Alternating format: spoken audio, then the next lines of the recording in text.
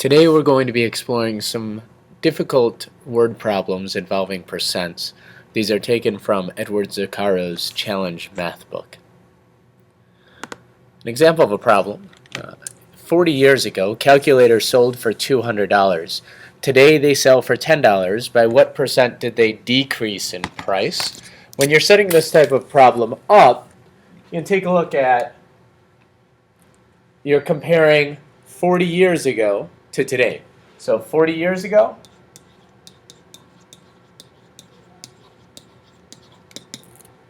they were $200. Today,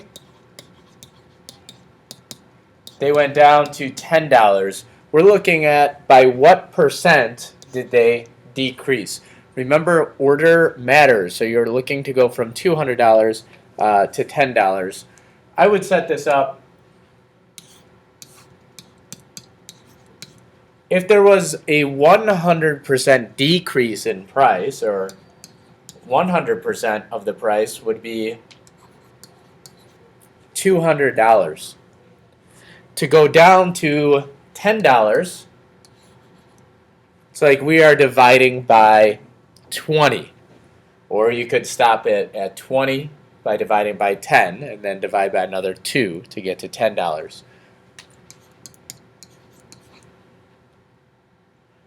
100% divided by 20 is 5%. So what is the decrease? We're decreasing the price from 100% to 5% is a decrease of 95%. And you can think of why that might be. With the advancements in technology, calculators aren't so cutting edge anymore.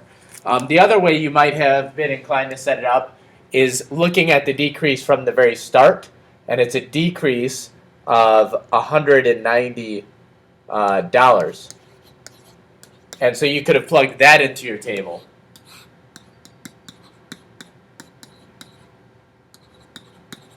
And then to get to $190, you might have done something like this.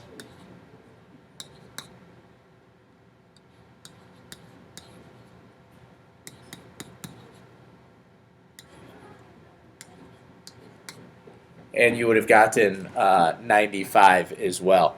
I do recommend using this strategy when I think about it because it leads into this next question. What this also means is 95%, that for every $100 you are spending on a calculator, you're now only paying $5 or $95 less for every $100 you spend.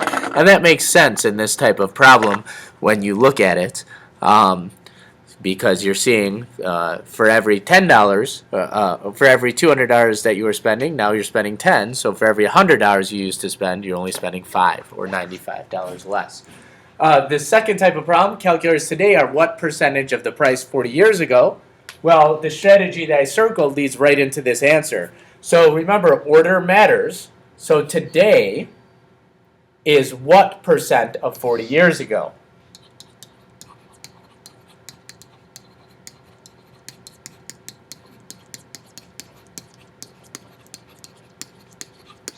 Or $10 is what, because that's the price today, is what percent of $200. And to do this, we could use the same strategy we just did, and we would see that 100% would be 200, and so dollars, so $10 would be 5%. And that's our answer. So now we're not looking at the decrease, we're looking at percent comparison, and it's 5%. Another way you could have looked at this type of problem is if you're comparing today to 40 years ago, and I'm just going to write today, because order matters, 40 years ago, percent means per 100. So today is a $10 to $200 ratio.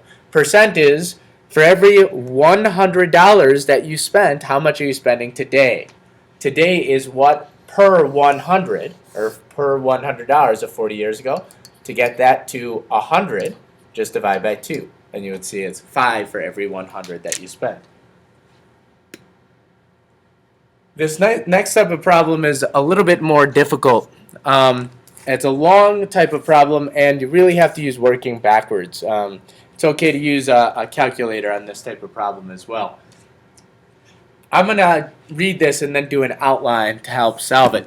Jessica went to an amusement park with some money. She spent 50% of her money on tickets to get into the park. She then spent 60% of her remaining money on food. She then spent all but 10% of her remaining money on merchandise. She ended up with $5 left over. How much money did she start with?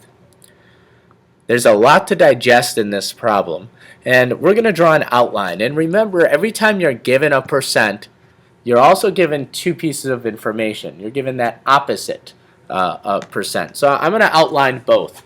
Jessica went to an amusement park. She spent 50% of her money on tickets.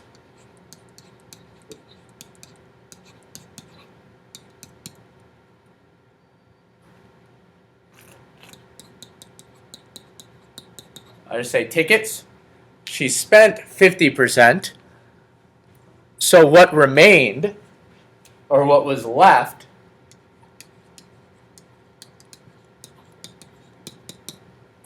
is 50%. Remember, we're given two pieces of information. Then she spent 60% of her money on food. So I'm going to go to food. And this was tickets. I'll write it in blue so it stands out. Now she spent 60%. What does that mean? That gives us another piece of information. How much remained was 40%.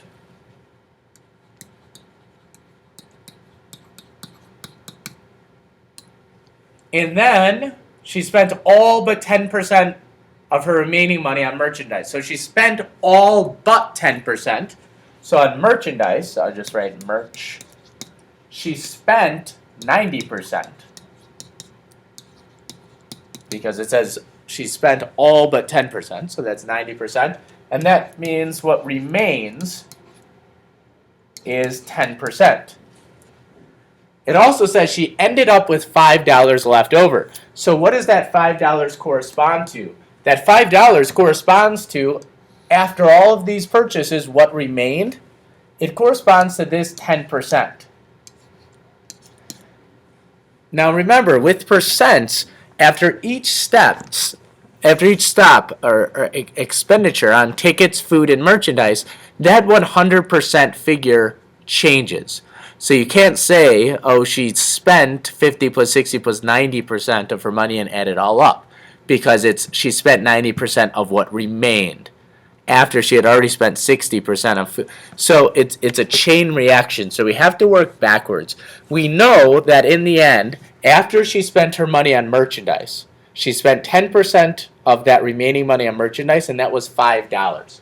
So let's use that then to do our calculation. That we know 10% of the money that she went into merchandise with, however much money she had before she spent on merchandise, she spent 10% and was left with $5. So we also know then 100% must be $50. So how much money did she have before she went to merchandise? Is $50, which means we also know that she spent $45 and $5 remained. What does that $50 correspond to? Well, here's where you have to really think about it. $50 corresponds to the amount of money that remained after she spent money on food. So that $50, after she spent 60% on food, she had 40% of her money remaining, or $50. So now we have to set it up in our table.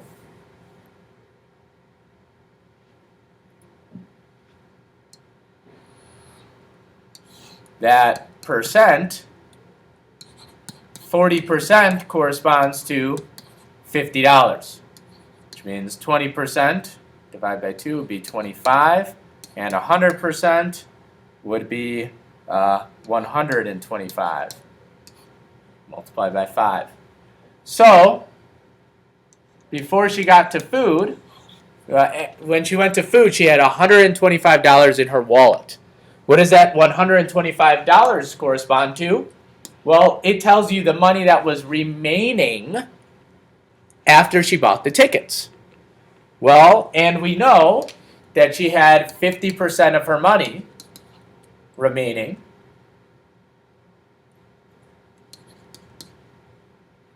And that is $125. So she must have started with $250. This is a difficult type of a problem, but now let's work our way forwards and digest this. She started with $250. She spent 50%, so that means she had $125 remaining. She went to food with $125. She spent 60%. That means she spent $75, and she had $50 remaining. Then she spent 90%, and what remained was 10%, which is $5. So our overall answer is $250.